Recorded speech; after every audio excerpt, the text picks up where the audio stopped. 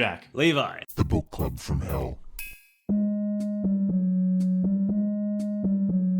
So today on the podcast, I'm very, very pleased to have Dustin Cole on, who's a Canadian poet, novelist, short story writer. He's had work published in Apocalypse Confidential, Maximus Magazine, BC Book World, Heavy Feather Review, the British Columbia Review.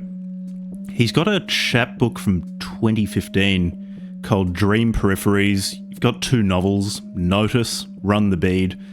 Most recently, After Sunstone, which is a really beautiful edition out from it's from Farthest Heaven. So Farthest Heaven. I keep wanting to say Outer Heaven because my brain's been poisoned by video games, but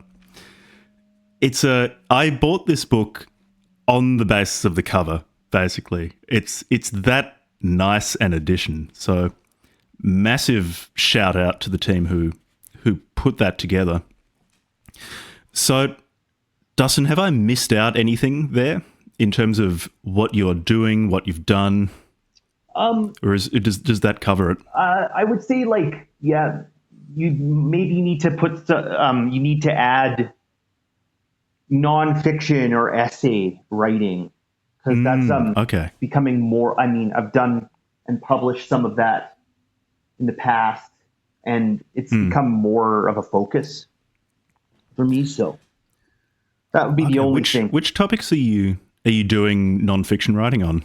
Well, I've written some review, they're sort of review / essays of poetry books.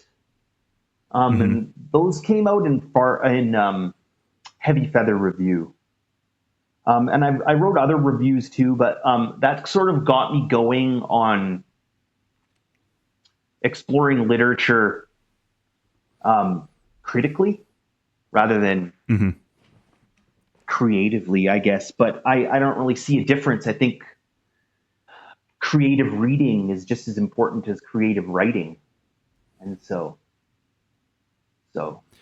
yeah, and there is a wonderful genre of book reviews or literary or poetic criticism, wherein the author of that work really uses someone else's book as a jumping off point to go over their own thoughts. I'm not saying necessarily that's what you're doing, but there's a lovely collection of essays on books wherein someone else really uses someone else's book as a structure to talk through their own thoughts.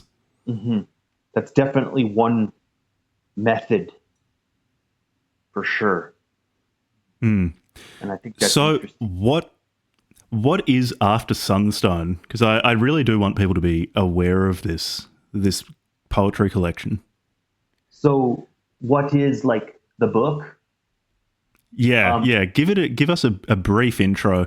We'll talk about After Sunstone a bit, although I want to point listeners towards the recent episode you did with Brad Kelly on Method and Madness, the podcast. I'll put a link to it in the description of this show, because you talk about After Sunstone a lot there, and I don't want to totally retread all of the things you said on that episode here. So we'll give people a bit of an introduction to what this project is and what you were trying to do with it.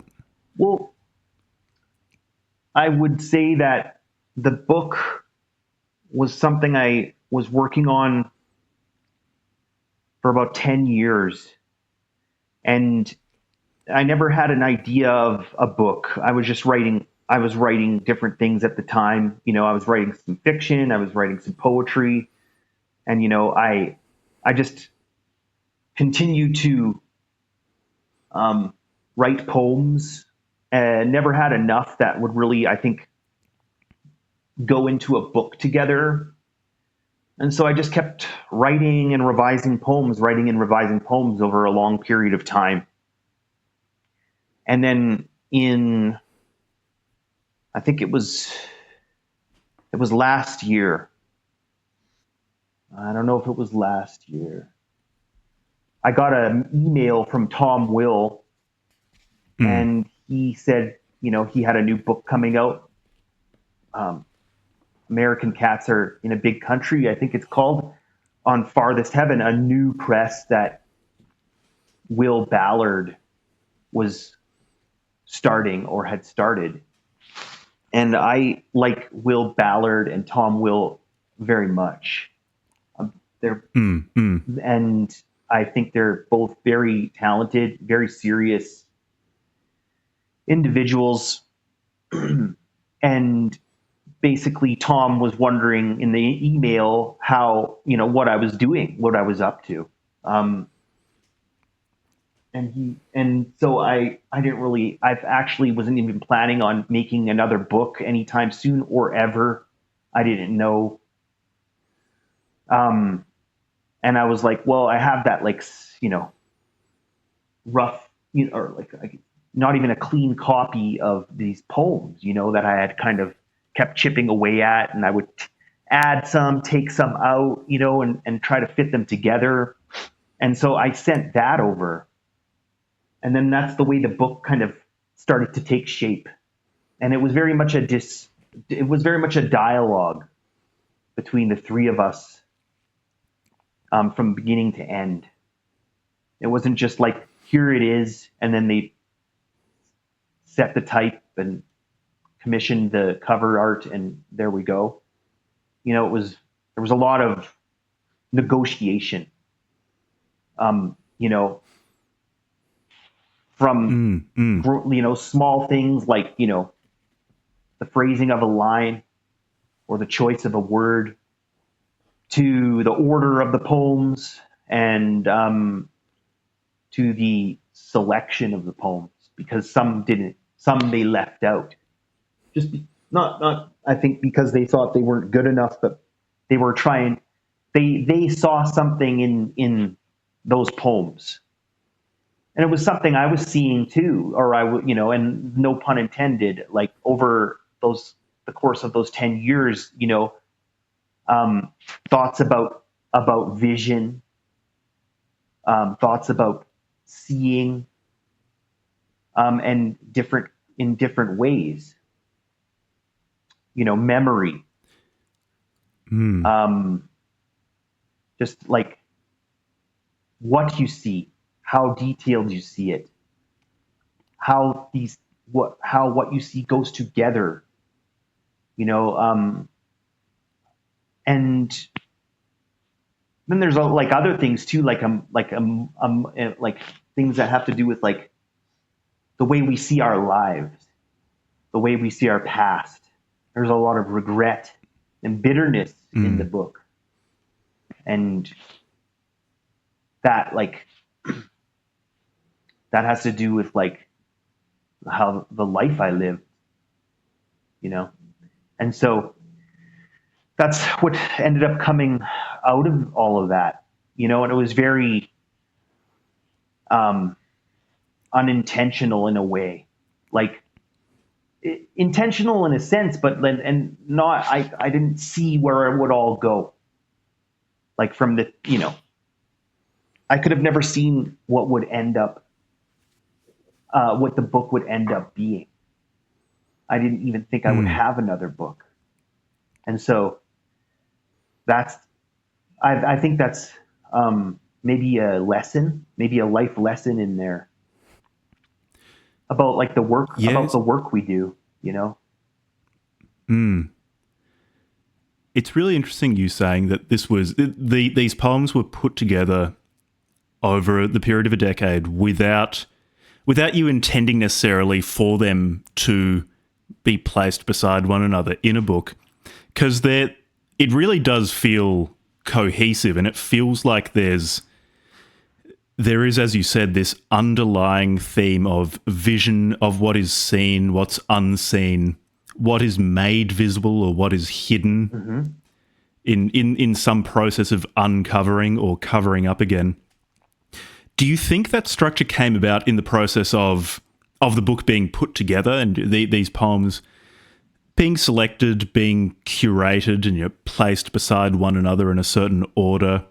The negotiations of how a certain line should be set out, or is it, these two things obviously aren't mutually exclusive. Was it also that you had certain preoccupations over the past decade that that revealed themselves while you were writing these poems without you necessarily intending for them to be all elaborations of similar themes? I think both. Where do you think that order comes from? I think both. I think the curation or the selection is part of it. And that was partly me, and then afterwards them. That was afterwards Will and Tom. But it was me initially. And so there are the preoccupations, and there was the discernment. And then when it got into their hands, that it became a lot more refined. And then, but you bring up an interesting point, and it's something I've been thinking about poetry. You say, like the things that are seen and the things that are unseen. And I think this is an interesting thing to think about with poetry. What I am going to say does not have to do with being seen. It has to do with time. So poetry is both in time and outside of time. So when I'm making poems, and especially more now, as I think about it more, as I read about poetry more, read poetry more, read poetic theory more, make more poems, I realize that part of poetry is in time. It's kind of, it's like a residue of the body, in the world. The rhythms that come out of emotions, which is something my friend Eric T. Ratcher has written about recently in an essay that's brilliant. And this is Eric has kind of got me thinking about this a bit, or I've had these ideas, like sort of as I sort of read his essay, kind of a little bit before or a little bit after. And so there's like a part of poetry that's in time, in the body, in the world. And then there's a part of poetry that's outside of time, outside of the world. And I think, the poems I like best that I make have that. And it's difficult to pinpoint. It's difficult maybe to underline a phrase that would indicate that or suggest that, but it's something I definitely sense about poetry, and it's one of the reasons why I want to continue doing it more and dedicating myself to it, because I don't really get that from a lot of other things. Some great paintings maybe would be one example. Like, religious paintings. There's the motifs, the iconography, but they're talking about something unseen or outside of time, eternal.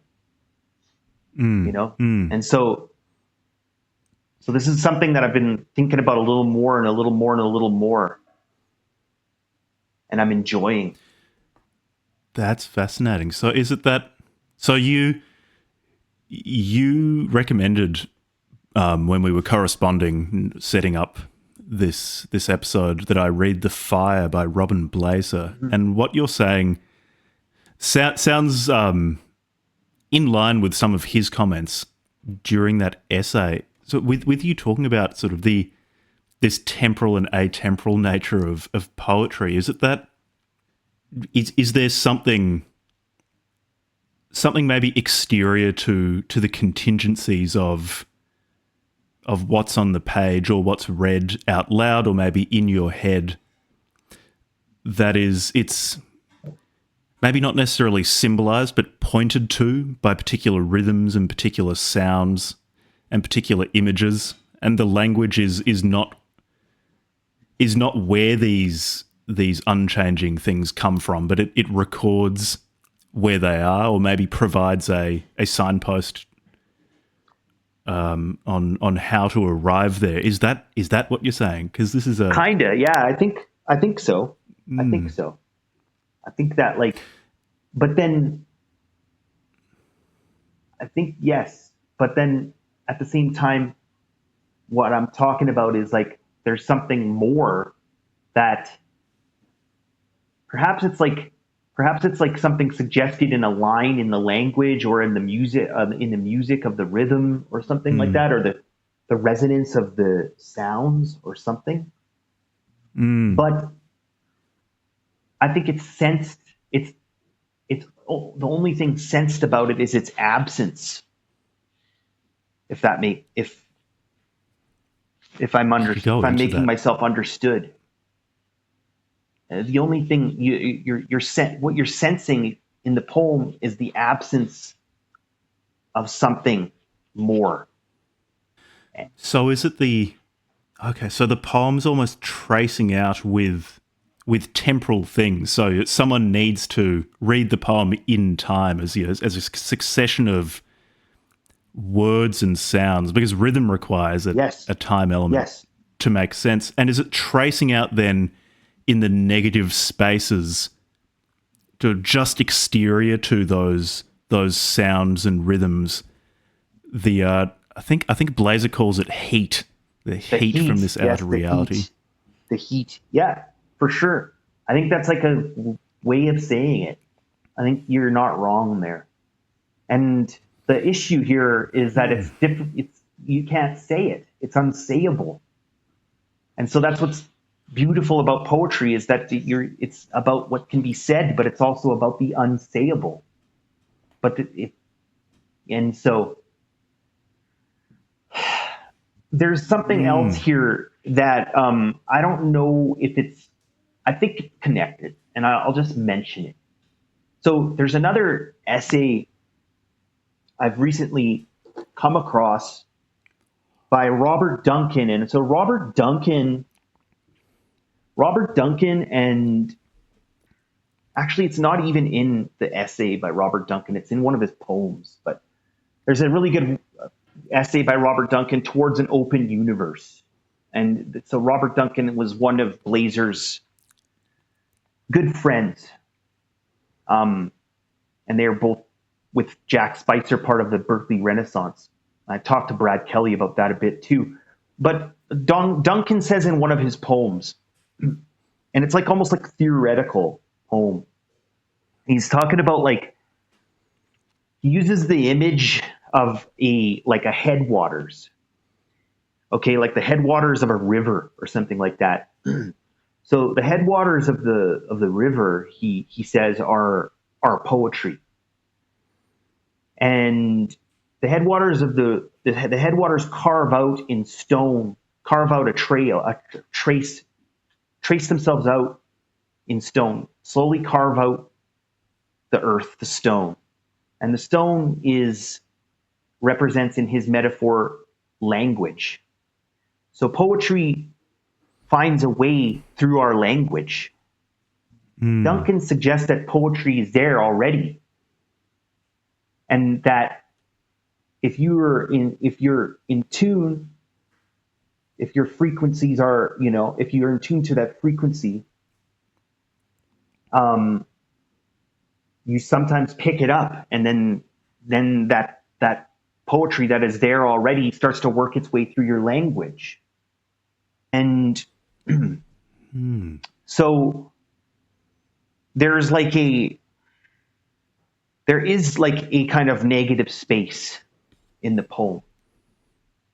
It's a negative space in your language that the poetry that's already there creates. And so perhaps that's connected to what you're asking. And it's maybe another way of thinking about it and looking at it. Because again, we're saying the unsayable here.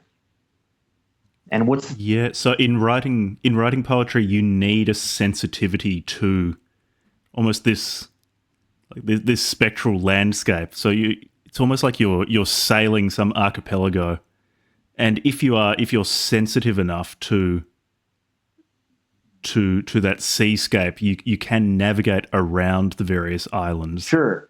And in doing so, then is the purpose of poetry, or a purpose, if you can talk about it in that way, to try to it's almost cartography. You're trying to map out this negative space or suggest what's not there in the poem itself. Maybe that's that's a possible metaphor for it, I think. But I don't really think about it like that personally. But I think it's also that's just another way, to sort of, it's another image for what we're talking about. You can come up with different images to suggest what we're talking about, which is to like that ultimately poems say something, but they say the unsayable too. And that's basically kind of, and they're in time and outside of time also. And I'm like, these kind of ways I'm saying it, that's the simplest, most direct way I can say it, or I can express what I'm working on, and and not every poem is, so like every poem is different too. And like they deal with different things, different ideas. They come about in different ways, right? So there's just infinite variety too. And there's like it seems as though there's infinite poetry, not only just in the ether, as maybe Duncan would have it, or Spicer, saying Martians telegraphed his poems to him, from, like, he said his poems came from aliens, and like I think that's cool. Like just what like you've got to sort of start to think about it some way, somehow. That's how I started to get more comfortable with making poems, because I wasn't very confident as a poet. I was much more confident as a prose writer. So yeah, but it's, yeah, like, so, there seems like there's an infinite variety of poetry, not only just in the ether, but also just written, period. There's just so much of it. So how do you make sense of that? You can't, it's just, it just becomes kind of personal, and dealing with the great variety in your own practice, I guess. And so I don't know if I'm like helping with your question or explaining anything any better. No, this is really good. This is really good. So when you're writing poems, so let's take the poems that made their way into After Sunstone. Mm-hmm. Are you starting out with a particular idea that you want to get at indirectly, or a particular image? Because a lot of these poems, the best way I can describe them is very spatial. Mm-hmm. Like it's particularly, say, Memories Neon, Outing, Little Magpie, particularly. It's a very spatial poem. It delineates a space that you feel like you can move around in, mm-hmm. with remarkably few words, given how tactile this space feels. Are you beginning with some sort of inner image of this space that you're trying to delineate using language, or a particular set of concepts? Because there are these repeating themes in After Sunstone, like the seen and unseen. You've got radio waves that can be decoded or left unintelligible, the sounds of sources, the sources of sounds found or maybe not heard. Cameras are able to see certain things, whereas others might be obstructed. Sunstones can find the direction of a hidden sun during long voyages. Mm-hmm. Where are these beginnings that you then find your way into some timeless space from? That's a good question. That's really interesting to me. Because it feels like everything's pointing in a fairly similar direction. It feels very unified. Mm-hmm. Well, I'm just going to, I could think about this for a long time, more time than we have. And so I'm going to just stick with I'm just going to kind of depart from where we were and try to answer it in a way that's connected to what we've already talked about. You say space. I would say place rather than space. Okay. Place includes space, but it includes more than that too. So one of the interesting things in Robin Blaser's essay "The Fire" is he talks about where his language comes from. His language not only comes from his family and some of their lineage or their like heritage, but also from place, from where he grew up in Idaho, and so then the European and also American East Coast beginnings of his family, and so that's where he's inherited his language. And I think this is perfect. So what is place, you ask? If you ask what is place, place is a place, it's a space, it's a point. You can move around it, but also it includes language. My language comes from a place. My language comes from Alberta, northern Alberta. And then, I did spend lots and lots of time on the West Coast in Vancouver too, so I'm sure it comes from there a little bit too. I think that in some of these poems, and especially the more recent ones, when I was I think doing I think some things were a little more deliberate. I really gained a lot from that idea of this synthesis of language and place.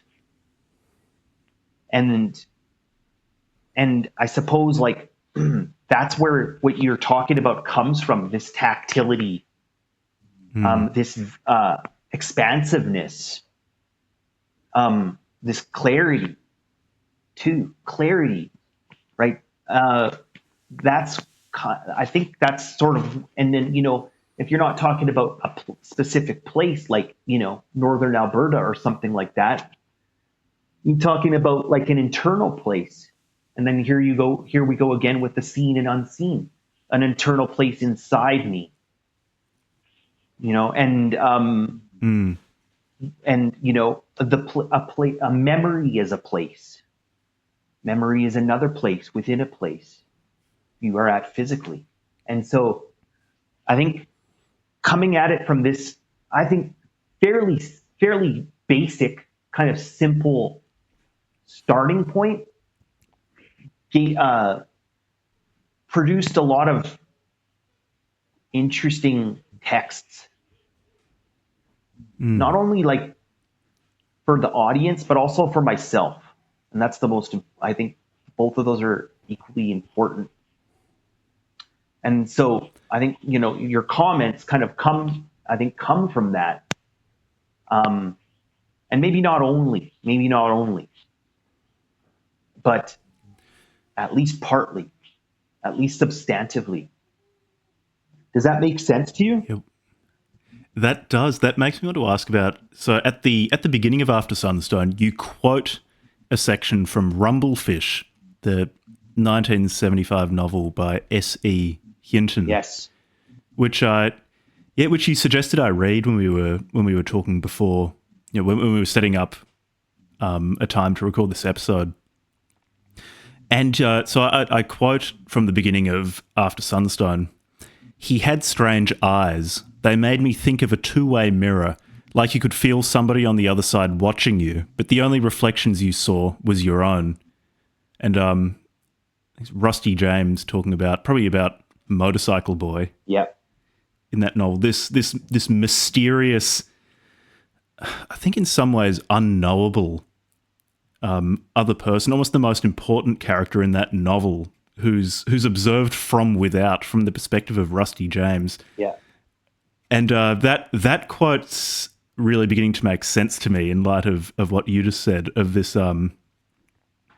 of these different perspectives and different places explored, you know, interiorly from one person and then shown to others. Yeah. And what was the influence of Rumblefish on After Sunstone, or maybe even on your work more broadly? Well, Rumblefish is a book I taught to kids, and in one of my jobs, in one of my teaching jobs, and I just fell in love with the book. And so there's a reason why, and it connects to After Sunstone, I think, in lots of interesting ways. So the book, so one thing I can start with this is like Hinton spoke about Rumblefish as a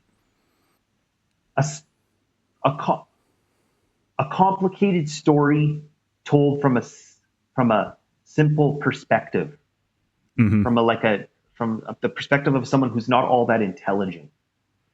Yeah. And so that was the first kind of dichotomy. I think I read that actually in like the introduction of the edition I was teaching from. And I was like, wow, that's such great approach. Like, yeah. And so it's like, yeah. So, and then as I read it and reread it and taught the book to just young kids, you know, grade 7, grade 6, grade 7 or whatever, all kinds of interesting things started to appear.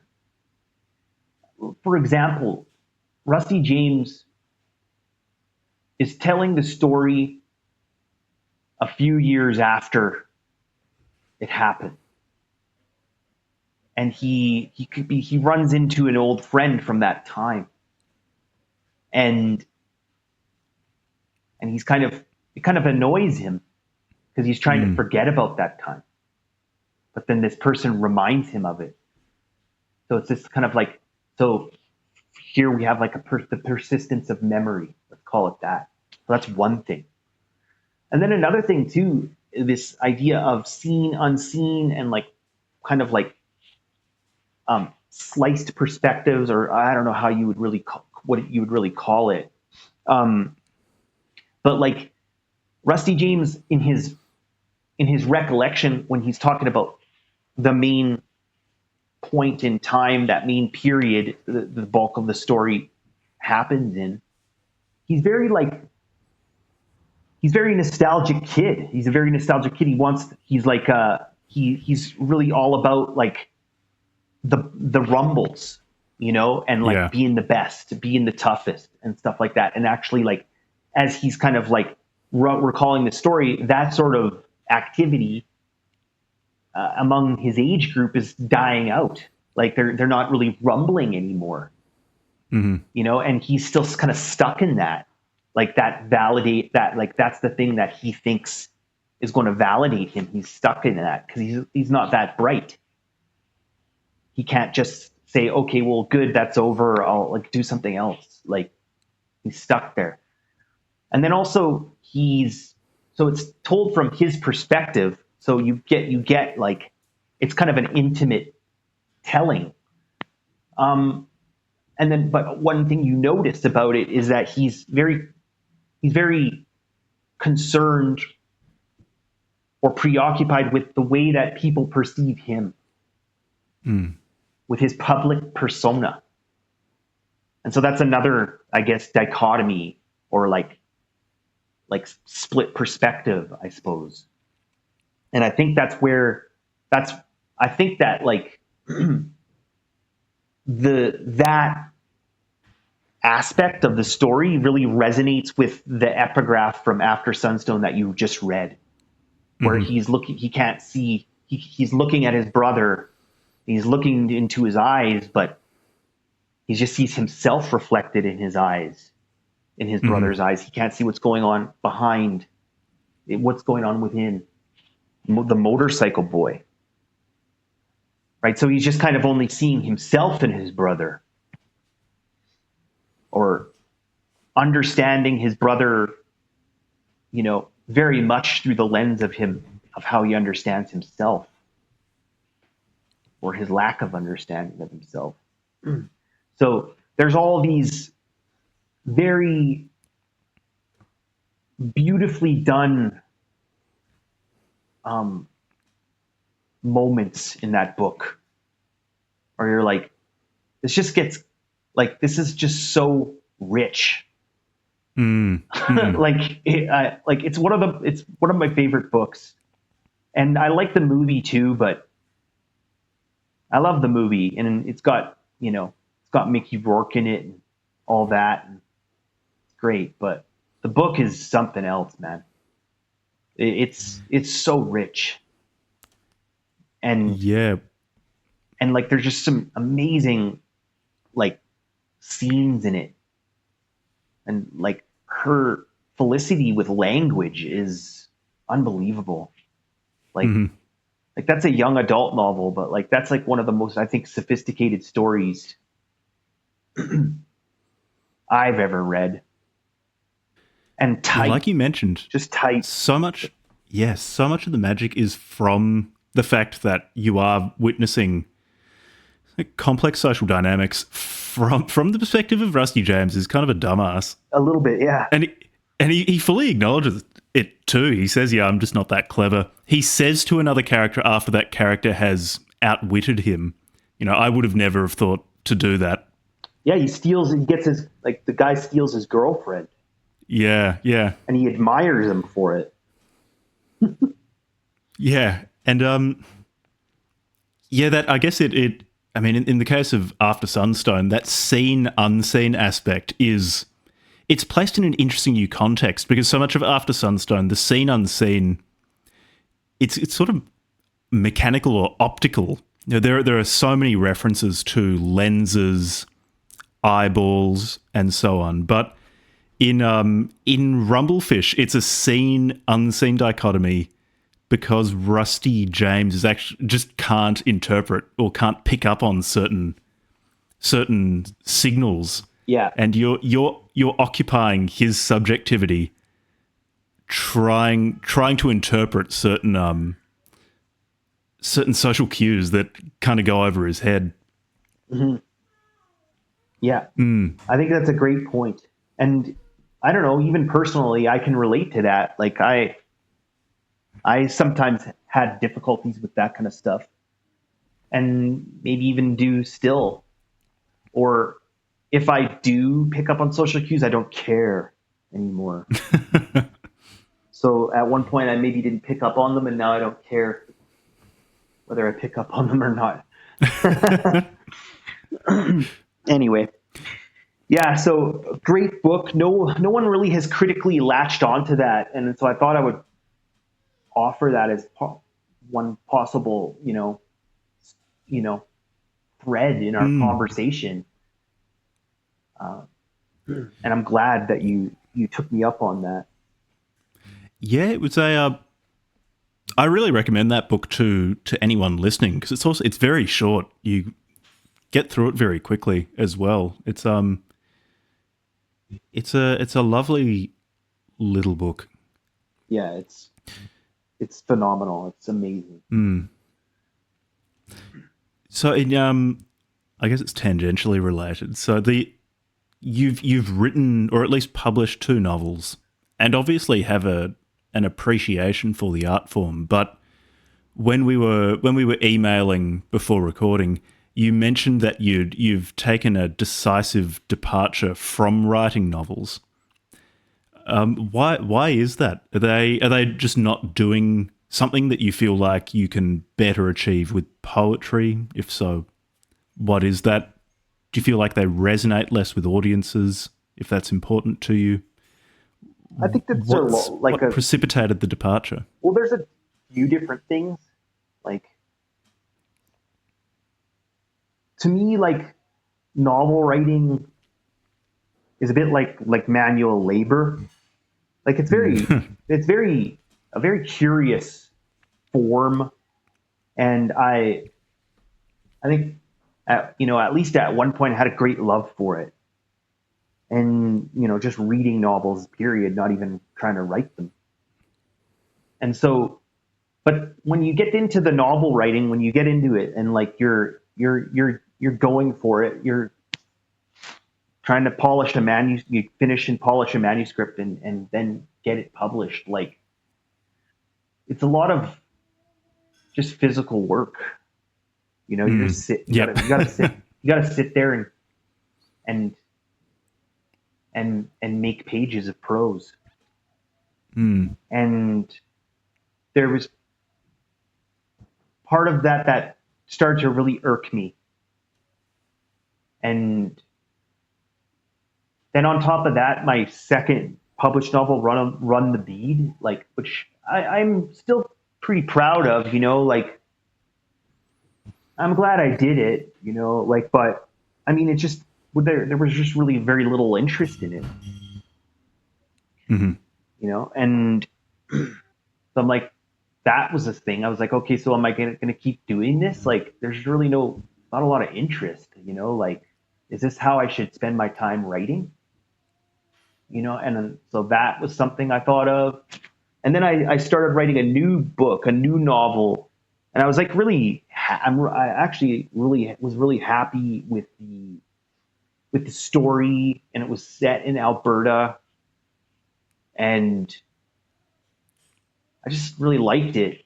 And I liked the writing, and I was really happy with it and everything. And I got about 100 pages in, and I just was like, there's no way I can ever do this again, or not in this way. Like, I may try more novels in the future, like, but they're not going to be conventional. I don't think I'll be writing naturalistic fiction anymore, and naturalistic, like, long form fiction, like my first two books. It's just, I burnt out that style, that voice, inside of me. There's just no more of that left inside of me, period. And so instead of that, I was like, okay, well, there's all these, like, I'm really getting more and more interested in poetry, and like the more poetic theory I read, and the more, here and there I learned about another poet I liked, and then also I was really interested in these essay collections I had gradually collected. And there's this book by Brad Phillips, who's like a friend of a friend. It's called Essays and Fictions, and it just blew me away. Like, and the guy's like an amazing artist too. He's like watercolors, like, people mention his watercolors in hushed tones. Like, he's really quite an exceptional artist, and he's pretty famous too. And like, he's a friend of a friend, and I was in touch with him a bit, and I'm like, just loved his book. And it's like a combination of fiction and essays or nonfiction, but they're all kind of related to his life and his problems, like with drugs and PTSD, and just the way he brought it all together. I was just like, this is how it should be. This is how it can be done. Wow. I'm like, and so that's one example, but there's many more. And like, I was just like, there's ways to make books that don't require like a long form narrative, like that you're handcuffed to for 2 years or 3 years or 4 years or however long it takes.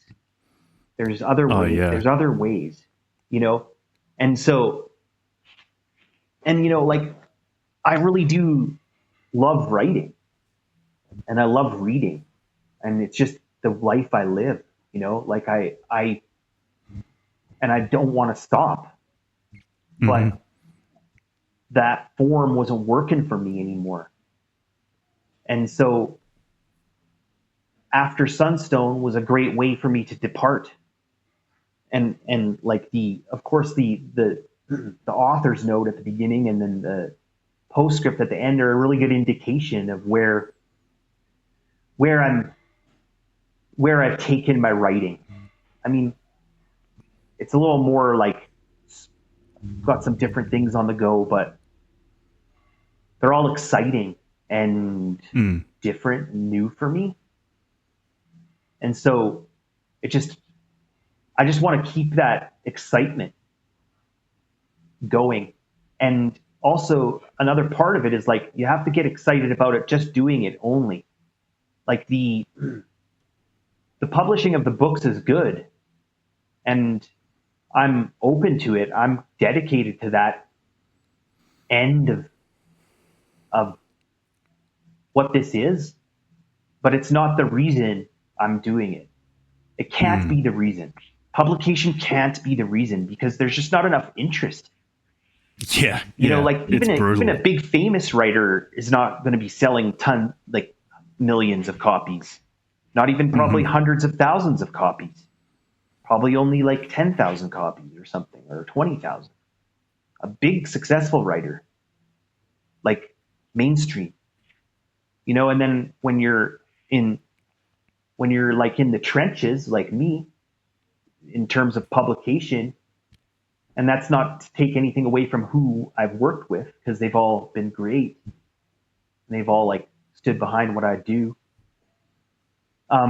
It's just very, very small numbers of people interested. And they all seem to be writers too, or editors, or it's like all writers, editors, readers are all, it's like an incestuous crew. Right. So, I mean, that's cool. It is what it is, I guess. Tautology, but it can't. It can't be the reason to do it, because I don't know. That just does not motivate me. And I say that, and I don't say that with any disrespect. It's just just the way it is. Yeah, your description of novel writing as manual labor, the more I think about it, the more apt it seems. Because it's true. I like writing novels. But I'm shifting to trying to write still prose, but just shorter works. I'm writing something at the moment that I really want to keep under maybe 20,000 words, have 20,000 words. Yeah. Obviously not as big a break as you going to poetry, where the word counts are really small. But trying to reduce that amount of manual labor. I wonder too whether some much shorter works are just better suited to the present moment. I think so. Because our attention spans, no matter how hard we try, have been damaged by exposure to various forms of algorithmic entertainment that basically learn which buttons to push, which parts of your limbic system to really drive to keep your attention. And in that sort of environment is something like, maybe the extreme of War and Peace. Is that really the art form of the moment, that which is going to get attention? Because in publishing something, I guess you are tacitly saying that you do want some sort of attention, because if you didn't want any, you would write something and just keep it for yourself.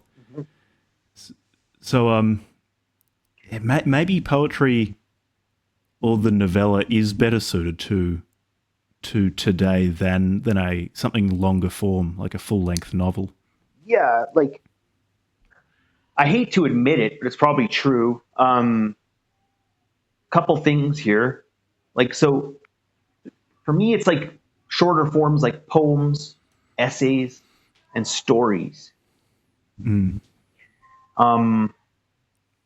Also, I don't know, long poems, long narrative poems, but that would still, not be any longer than, 100-page book.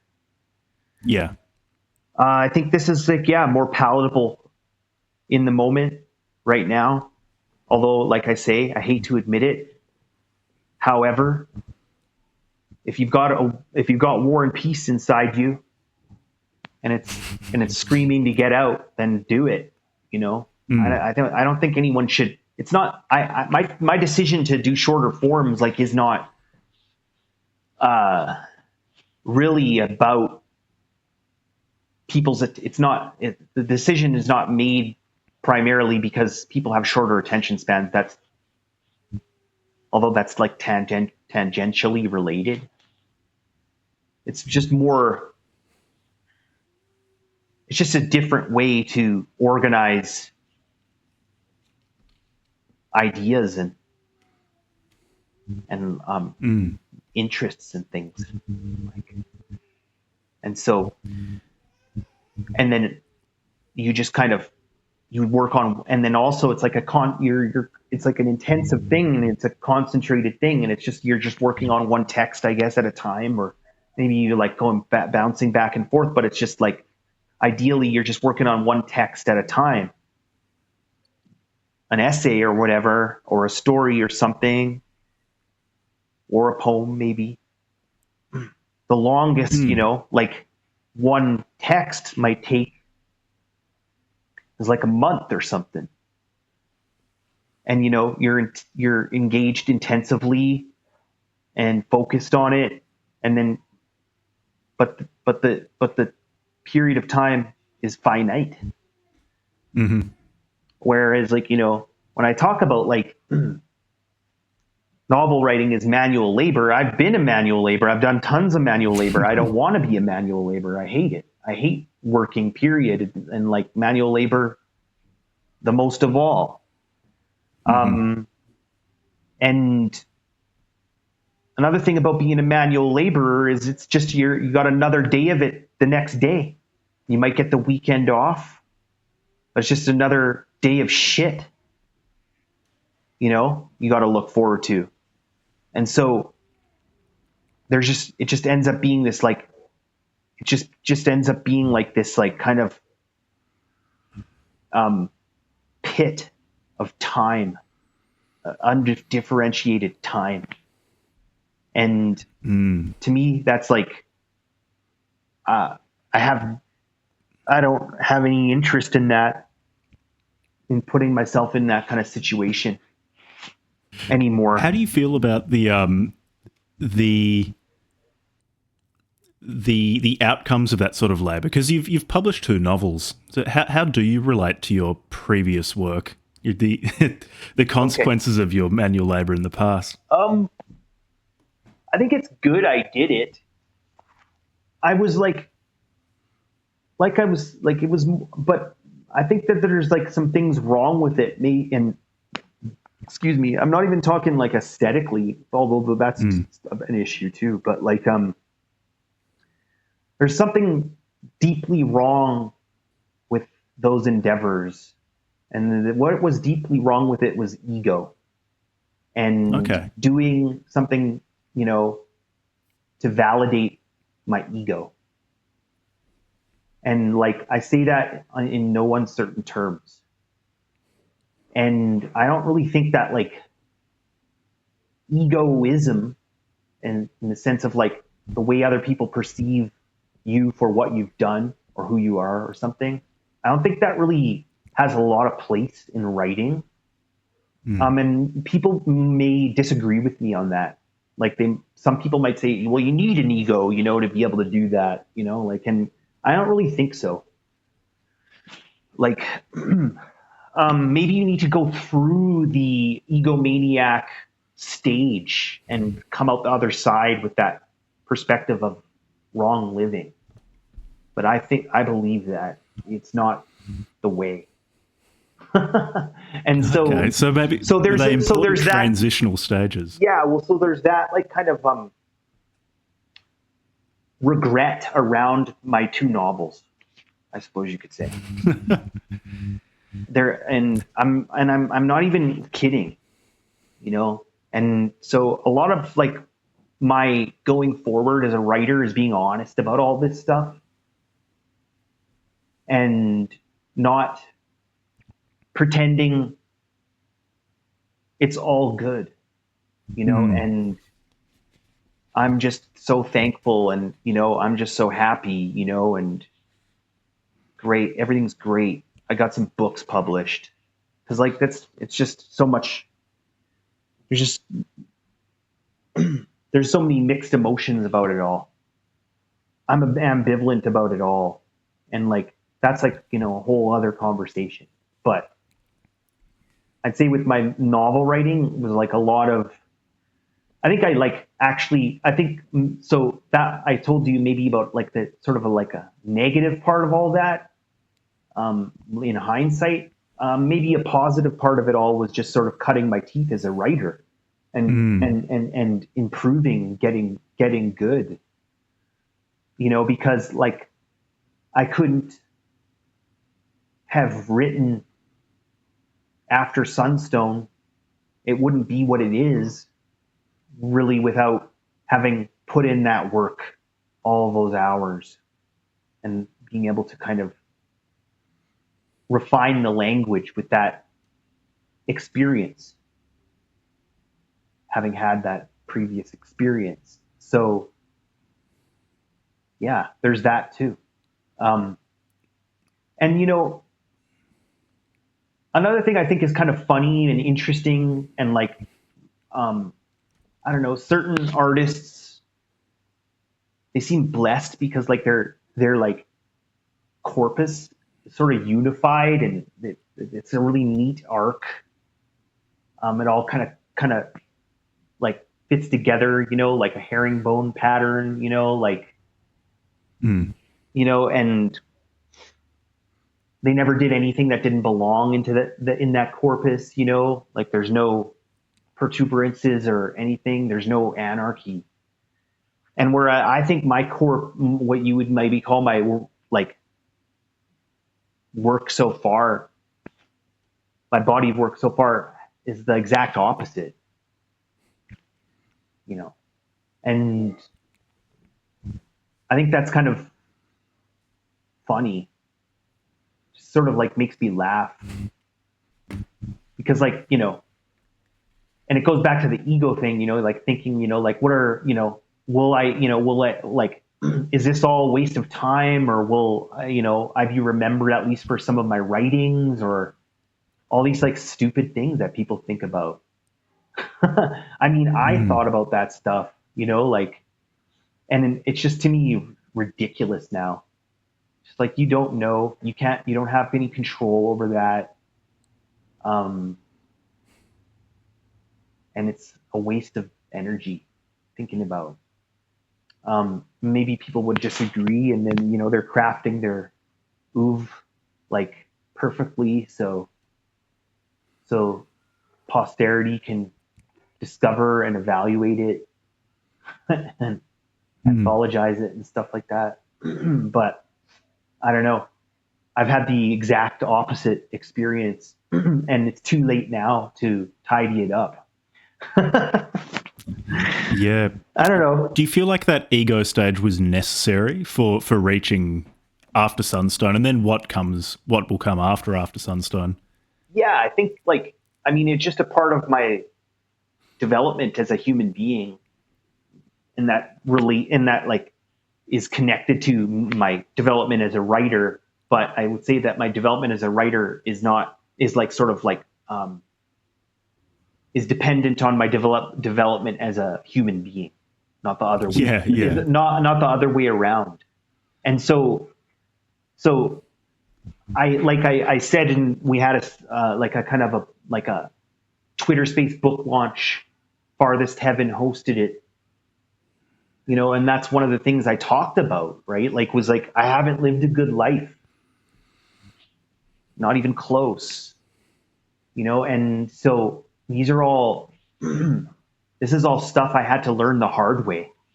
And part of that was the writing I did and the publishing I did. Just it's a way to think about it is I don't know. No, I don't know if not a lot of people, maybe not a lot of people can relate to this, but this is the way that I see my life, I guess, like, is that I made a lot of mistakes, and I eventually kind of like made all the mistakes, I could make, barring a few real bad ones, that I'm like maybe not stupid enough to do, like, but so I'd say that like I sort of by process of elimination have kind of like reduced my life to, I think, one that's interesting, hopefully sustainable, reasonable, creative, without the toxic stuff. But that took a long, and ego is included in that toxic stuff. That took a while, It took a long time to. Is it the poetic method you were talking about earlier, where poetry delineates the negative space of what you're trying to say? Your mistakes have delineated the space of a non-toxic life now. Yeah, maybe. Yeah, I hope so. Like, like I've just reduced my life to what I need to keep working, to keep making stuff. And that's not the life for everybody, but it's the life I've chosen. And I'm happy with that. Not happy with it because I'm not really a happy person, but I'm satisfied with that. And then like the thing about the negative space, like I believe that was your wording, like, that was your wording, but I think it's okay. It kind of translates to this other thing, but maybe not though. I don't think it's really, I don't think like this thing about like developing as a person over time in your life is really what we're talking. I don't think that's really, I don't think there's quite a correlation between what we're talking about with the poems in time and out of time and all that. Just to be clear, as far as I think, as far as I understand, but as a way to kind of describe it in an image, I suppose that's okay. But yeah, this makes me think of the author's note actually to After Sunstone. You say, I'll read the first paragraph of it because it feels important to what you've been saying. This is as far as I can go, at least for now. It's not very far at all. It's a short distance in a few directions. The area is small. I have looked at very little of it. The parts I looked at are not the parts I need. This is as far as I will go for now. So there are maybe two parts to this question. One, in the context of what you've been saying, how do you feel about After Sunstone? And then do you have a sense of the direction you're moving in now that After Sunstone has been published? So, okay, so the first question, if I understood you correctly, like, what about After Sunstone? Like, am I happy with it? Like, in relation, in comparison to some of my earlier publications? Is that? Yeah, definitely. I am for sure. And, yeah, just really, it's like, it aligns with my values. And one of those values is just being honest about all of this stuff and figuring out how that fits with poetry. And then, that relates to the Blaser essay, The Fire, because he really brings it all together in that essay. And so After Sunstone is a way for me to bring it all together. Mm-hmm. Everything I have to offer, but in a cohesive way. And then the idea, the ideas or the second part of the question was like, do I know where I'm going now with all of this? Was it something like that? Yeah. Do you feel yourself to be on a trajectory now, or are you still stumbling around in the dark? I mean, like, I'm still, I mean, that's the kind of way, I think that poetry is kind of like that. So in my poems, I think so. Yeah. But that's something I've become comfortable with, and it's become kind of part of my methodology, I suppose, as a poet. So of course, but in this another like in terms of like the projects I'm working on, they're very sharply delineated, and I'm really happy with my new writing, and I'm excited about it. And part of that has to do with just enjoying it for what it is, and not thinking about when it's going to get published, or I've stopped publishing single pieces too.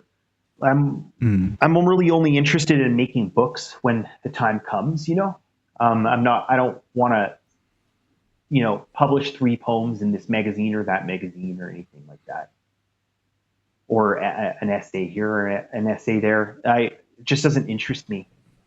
And so I'm just valuing the composition of texts, and valuing and enjoying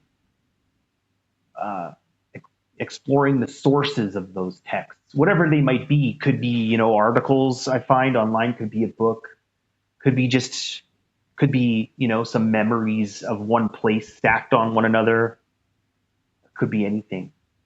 But I mean, to me, this is just great.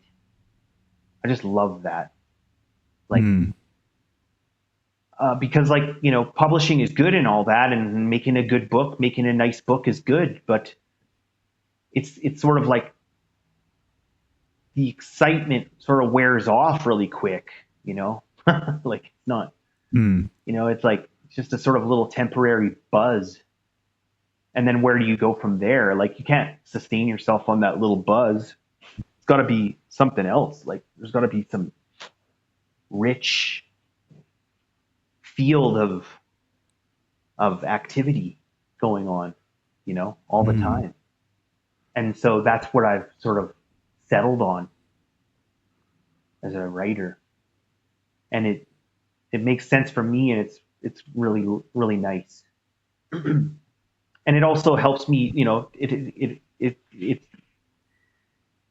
gets rid of all the what's the word, like the unnecessary things, that don't really have a lot to do with it, that you might think about. Like, for example, I'm not on Twitter anymore as a writer because I just don't think it's that helpful for my practice. It takes away more than it gives. And it also, like, and what it gives is sometimes very negative. And I just don't need that in my mind. I don't need to I don't need that to occupy any bandwidth in my brain. We need to focus on surviving, literally, and reading and writing.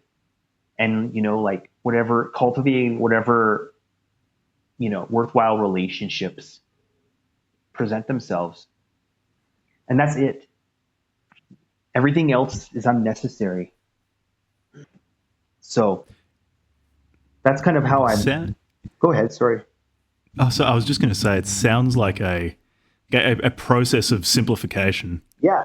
It's like an asceticism. It's a monasticism. Well, I'm more of a sinner than a saint, but you've got to strip away all of the unnecessary stuff and focus on what matters. And before you can do that, you need to decide what matters. And so after I made those decisions, then I began to, I think, truly focus, even though, like my back catalog or whatever would suggest differently, but I don't think so. Yeah. Perhaps I need to do that. I'm quite ambivalent about Twitter because I've never been able to enjoy it enough to amass, any sort of following, including for this podcast on Twitter. But at the same time, it has been very useful for getting in contact with people who are writing interesting things. Mm-hmm. The problem is all the baggage that comes with that. It steals your attention away. I feel like it makes me a more reactive and less considered person, even with a small amount of exposure to it. So I don't need much more temptation to just delete it. Yeah. I mean, like, for you doing a podcast, I think it's good to have that. And because of what you said, like, to get in touch with people and stuff, like, it's really good for that.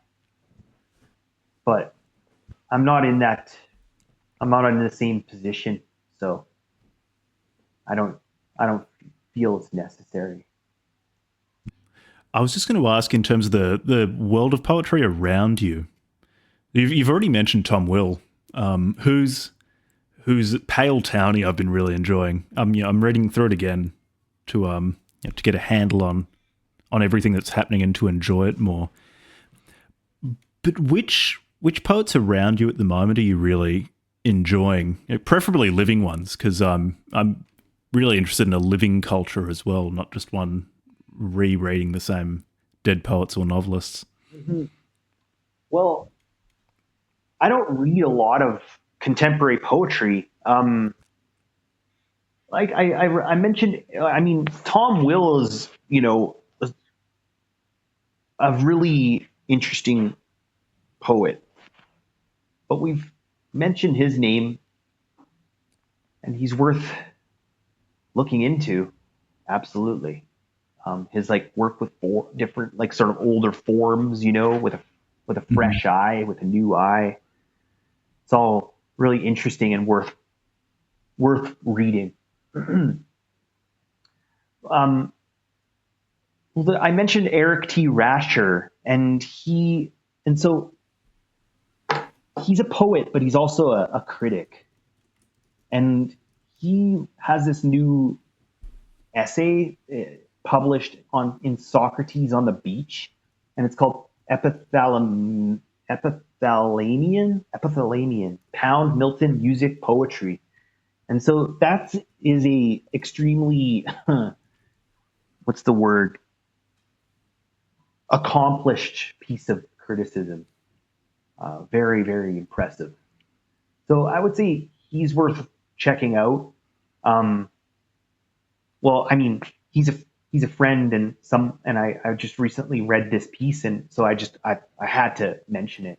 And, another poet I'm really interested in, and I really like a lot, and I reviewed his last book, is Hayden Church.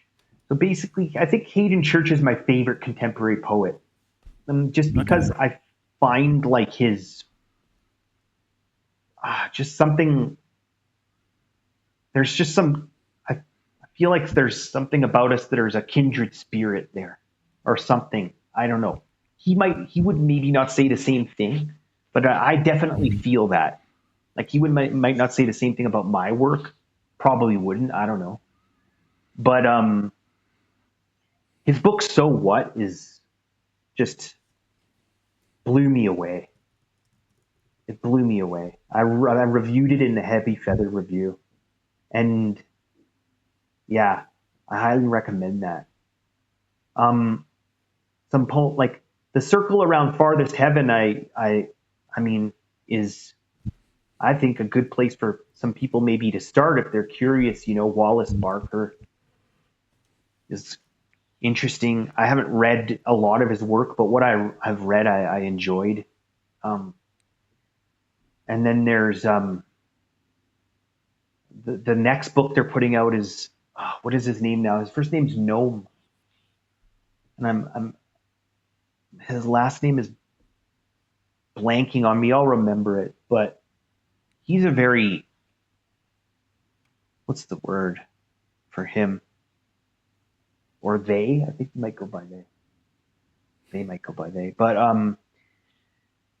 his their use of language is pretty kind of unusual as far as I've seen.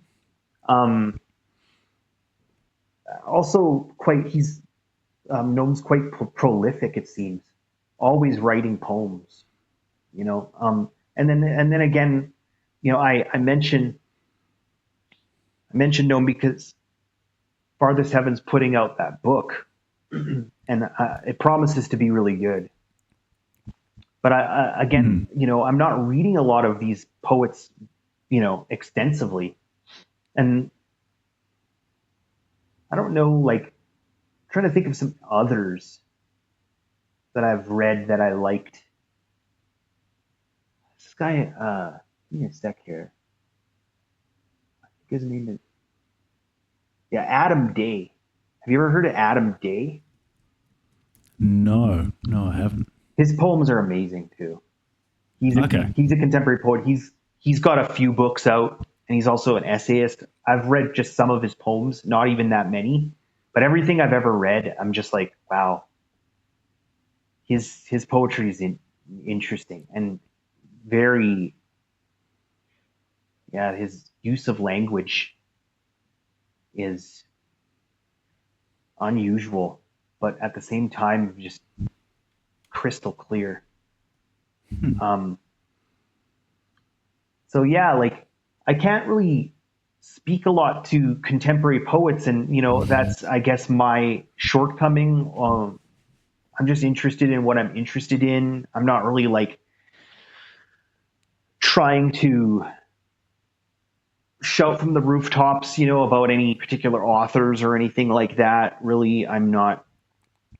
That's not why I'm doing any of this. So, but I will give credit where credit's due, to the extent that I can.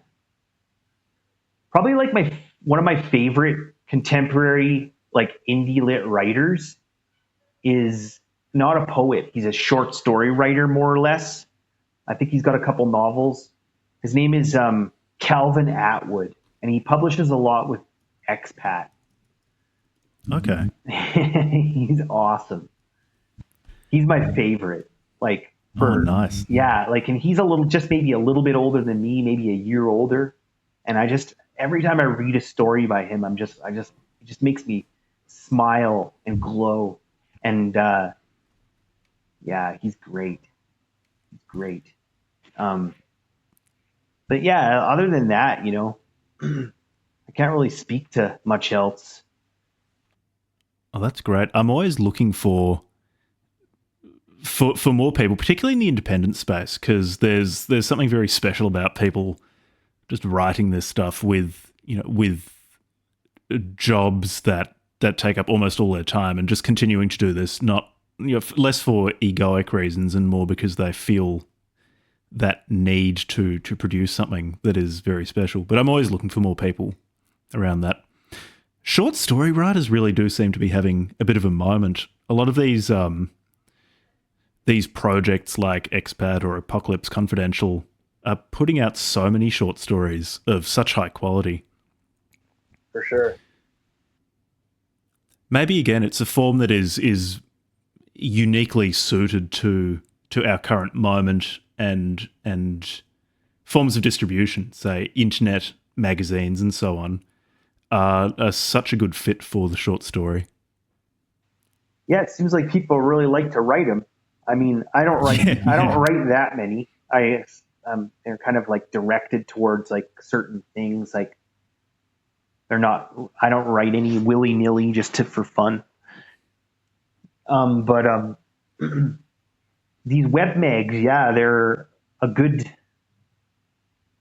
platform for that, for short fiction.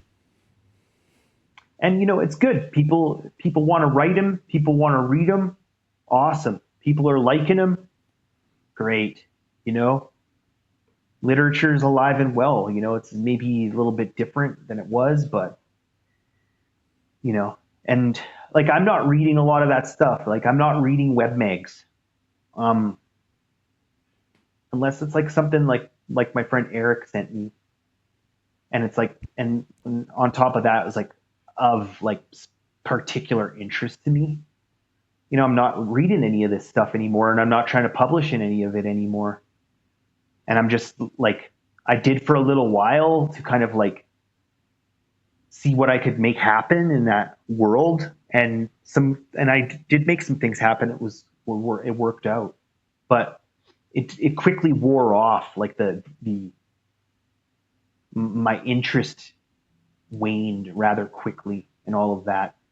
Like one reason, and like this is nothing against like these web mags. I think they're great, and I like the guys that run them, you know. And they've got behind my work, so it's awesome. But like, I'm not a big fan of reading online. Like I'm not a fan of reading on my computer or reading on my phone or whatever. Like, or on a tablet or whatever. I just prefer to either read a book, or if I'm going to read something online, I convert it into a PDF and go to the print shop and print it out. You know. I agree. There's something a little bit unsettling or disturbing. They don't quite capture it, but there's something a bit there's something about reading off a screen that I find very distracting or unsettling that makes it much harder for me to really appreciate a story. I too have printed off things from online mags just at a like on a printer or down at Officeworks. Yeah. It's just I just don't want to engage with literature that way. It's just not the way I want to do it. And, you know, also, like, I'm not reading, like, I read quite a bit, but it's like sources I'm after and stuff like that. And like certain books like that I've read and reread that, you know, they're of like methodological interest to me, not like just something I'm curious about that I picked up and want to read. Like, so I'm more, I'm like not reading a lot of new stuff. Like I'm rereading stuff like because it's of certain interest to what I'm working on. Pretty much. Okay. Yeah.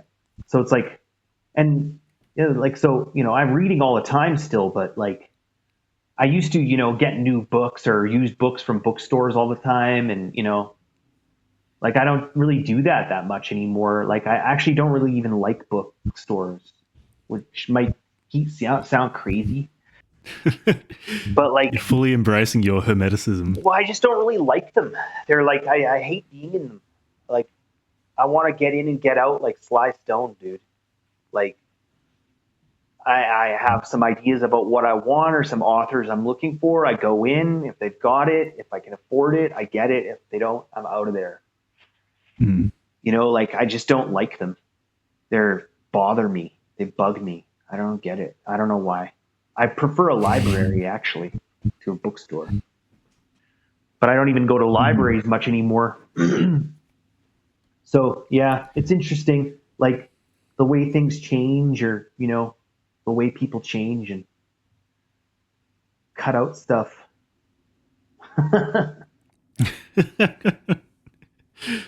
So before wrapping up, are there projects of yours other than After Sunstone that you want to point listeners towards that you're particularly proud of, or you think particularly well describe either a point in your life in the past or what you're up to now or where you're heading? And if you'd like to, you can talk about current or future projects as well. No, I don't really want to like, I just really want more people to buy, read, and even consider critically my book After Sunstone that came out this March. That's why I'm here talking to you, and it's been great. It's been really interesting. I hope I wasn't too protracted in some of my answers. Sometimes I just don't know what I'm even saying. No, that's why you're here. You're here so people can hear you speak. Like Yeah. they can hear me speak on every other episode. Yeah, well, like, I mean, I just don't sometimes think that I don't sometimes think I'm well spoken, like, or I'm not concise enough, or like sometimes I wouldn't even know what I'm talking about as I'm talking. So like, I don't know. I think some people might not have as much patience for that, but it is what it is, right? Like, but yeah, I'm just really wanting more people to buy and consider my new book, After Sunstone. And then as far as like new projects go, I've got some stuff I've got some stuff on the burner, but I don't really want to talk about it, but very much. I don't really want to say anything about that stuff. I guess like the only thing I could say is I am working on another poetry collection. Like, but there's other things too besides that. Great. Yeah, people really should pick up a copy of After Sunstone. The poems are lovely, and it's also just as a physical object. It's a really really nice edition. Thank you. Especially in I certainly am no opponent of print on demand services because I use them myself, but this is the sort of edition that is much lovelier than the sort of thing you'd get from Amazon print on demand. It's a really nice physical object. Yeah, and that's basically what I'm interested in. I won't be doing any more print on demand stuff. So because there's just different reasons why, but one of the reasons is what you just said. Like, Will Ballard, is in complete control of the way that object looks and feels. So, and that's, I think, at this level in the trenches, that's like what I don't know. That's what I want to go for. That's what I want to aspire to, is just, not something that's cheap, just something that's like considered in every way. And that's like something you want in your collection, in your book collection, and you keep and you reread it. And like, that's the reason to do a book. To me anyway. I guess particularly as the cost and accessibility of text online is, it's completely trivial. The value of these sorts of very, very considered physical objects only increases. They only become more special, it's part of why Farthest Heaven as a project is really exciting. Yeah. I think because that's exciting in the way that you explained, for sure. And then it's exciting because Will is like a disciple of the book, of the codex. He is a disciple. And only more so as time goes on, right? So that's who you want doing that kind of thing, right? And that's why I trust him. That's why I worked with him. And I hope to work with him again one day too, because he's an awesome, awesome guy. Great dude. So thanks very, very much for coming on. That was great. If or when you publish something in the future, I'll really happily read it, and open invitation to come back on to talk about what you do. Oh, well, yeah, I'd love to. I enjoyed talking to you, Jack. It was great. Very interesting.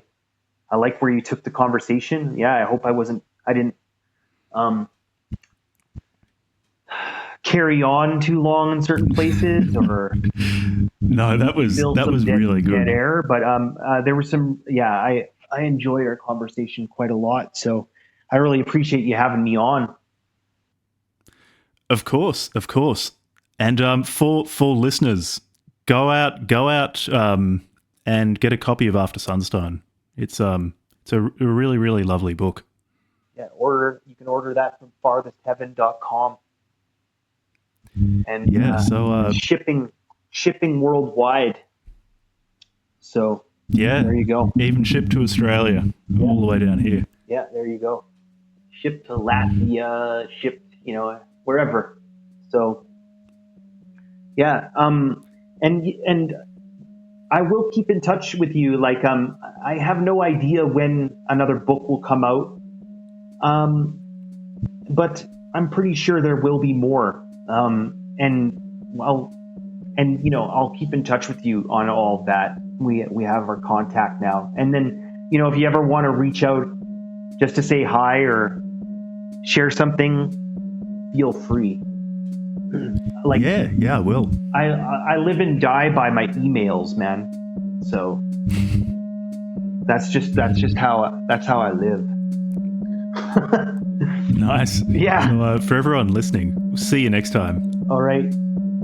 Take care.